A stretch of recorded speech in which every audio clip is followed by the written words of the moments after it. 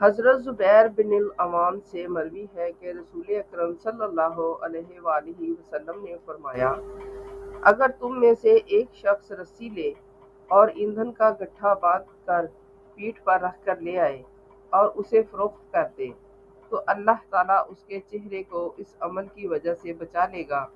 یہ عمل اس کے لیے قضا کری کے ذریعے لوگوں سے کچھ حاصل کرنے سے بہتر ہے کہ وہ اسے بھیک دیں یا معذرت کر لیں۔ اسلام محنت مشقت کر کے اپنے ہاتھوں سے کمائے ہوئے رزق کو رزق حلال کا نام دیتا ہے، جس کے کھانے سے جسم میں روحانیت پیدا ہوتی ہے۔ رزق حلال کمانے کو عبادت کا درجہ قرار دیا گیا ہے۔ اسلام گداگری اور بھیک مانگنے کو سخت ناپسند کرتا ہے۔ حضور صلی اللہ علیہ وآلہ وسلم کا ارشاد ہے کہ میری امت میں سے کوئی شخص قیامت کے دن اپنے چہرے پر گدائی کا داغ لے کر نہ آئے۔